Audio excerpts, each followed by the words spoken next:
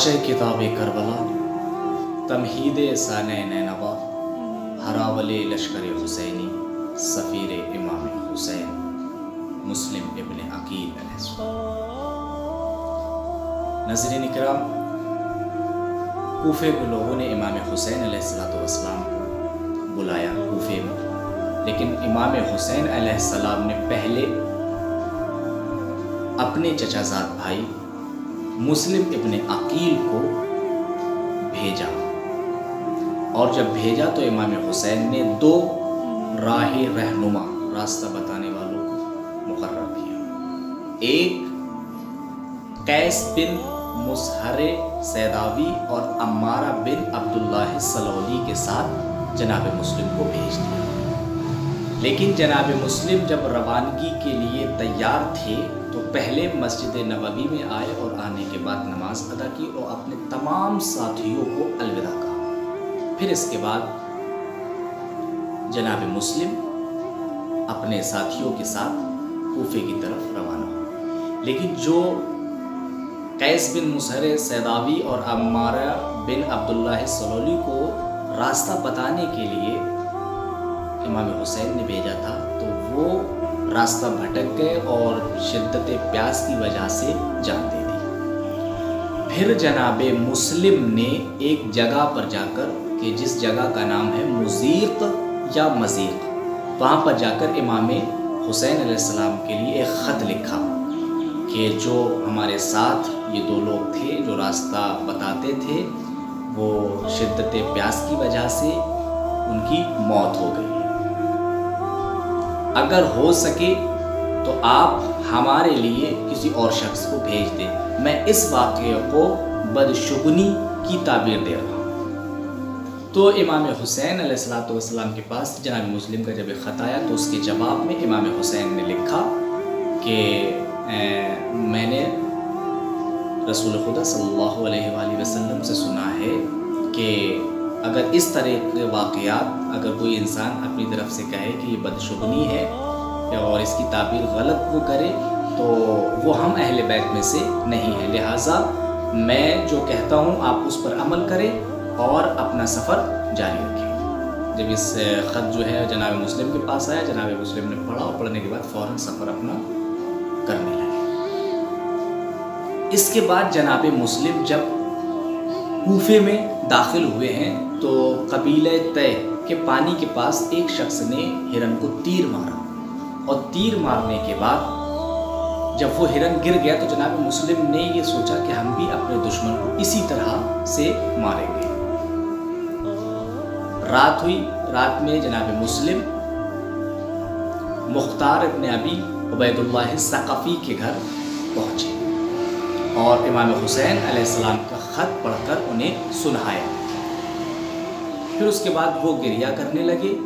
जनाब मुस्लिम मस्जिद कूफा में आते थे और ख़ुतबा देते थे, तो बहुत सारे लोगों ने जनाब मुस्लिम के हाथ पर बैत भी की, और जब जनाब मुस्लिम ख़ुतबा दे रहे थे तो आबिसे बकरी खड़े हुए और हमदो खुदावंद आलम की, और उसके बाद में जनाब मुस्लिम के सामने आबिसे बकरी कहते हैं कि ऐ सफ़ीर हुसैन, आप अगर मुझे जब भी बुलाएंगे तब मैं आपकी बात पर लब्बैक कहूँगा। मैं अपनी आखिरी सांस तक आपके दुश्मनों को अपनी तलवार से कत्ल करूँगा। ये कहकर बैठ गए। फिर उसके बाद हबीब इब्न मज़ाहिर खड़े हुए और कहा, ऐ आबिस, खुदा तुम पर रहमत नाजिल करे, तुमने अपना हक अदा कर दिया, मैं भी तुम्हारे हमनवा हूँ, मैं भी तुम्हारे साथ हूँ।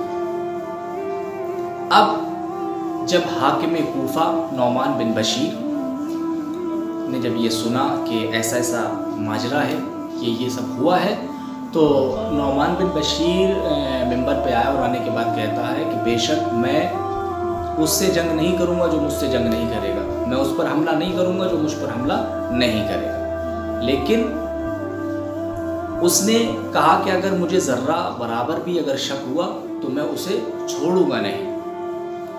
लेकिन अब अब्दुल्ला बिन शेबा یہ کہتا ہے کہ تم یہ جنگ کیے بغیر معاملہ حل نہیں ہوگا، تمہیں جنگ کرنا ہوگی۔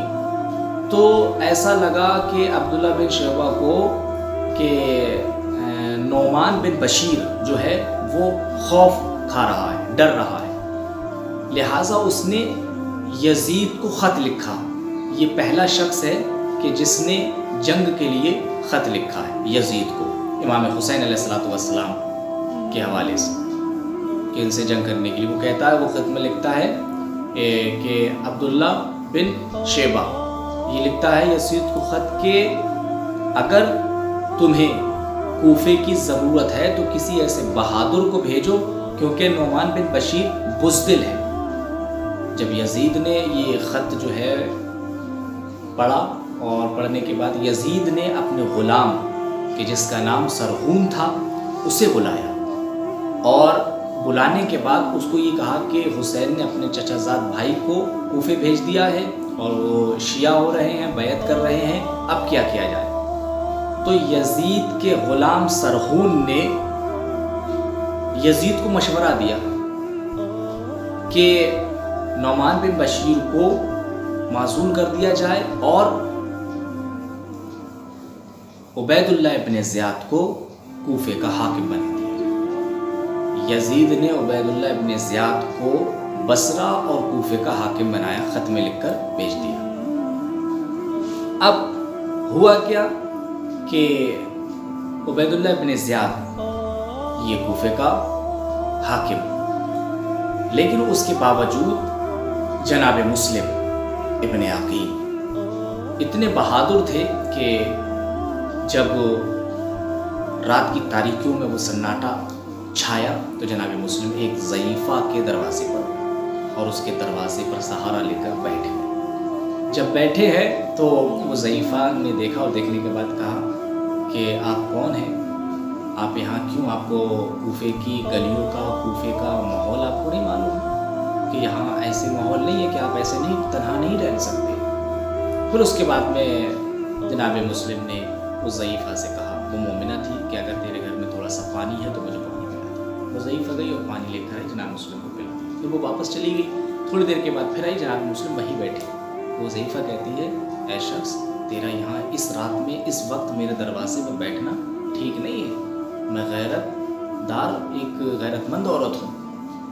تو جناب مسلم نے کہا کہ وہ کہاں جائے کہ جس کا کوئی گھر نہ۔ ابھی ضعیفہ چونک گئی۔ اب جیسے ہی جناب مسلم نے کہا، یا ابا الحسن ادرکنی، اب اس نے ضعیفہ نے کہا کہ کیا کہا تو نے میرے مولا کا نام لیا؟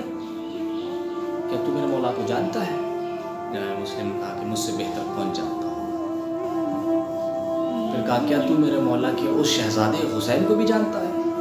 کہا کہ مجھ سے بہتر کون جانتا ہوں۔ تو یہ ضعیفہ کہتی ہے، کیا تو اس حسین کے سفیر مسلم کو بھی جانتا ہے؟ جناب مسلم نے اپنا سر جھکا اور کہا، میں ہی حسین کا سفیر ہوں۔ ضعیفہ نے کہا، آقا میرے گھر میں آئے، مصلی مانگا، کھانا لے کے آئی مگر کھانا نہیں کھایا، مصلی مانگا اور بیٹھنے کے بعد سوچا کہ ایک ہی رات ہے، اس کو عبادت خدا میں گزار دی جائے۔ ساری رات مصلی پر بیٹھ کر دعائیں، نماز اور روتے رہے۔ اس کا بیٹا تھا، اس نے پوچھا اپنی ماں سے کہ یہاں کون آیا؟ تو ماں نے پہلے چھپایا، پھر اس کے بعد میں جب زیادہ اظہار کیا تو بتایا کہ یہاں سفیر حسین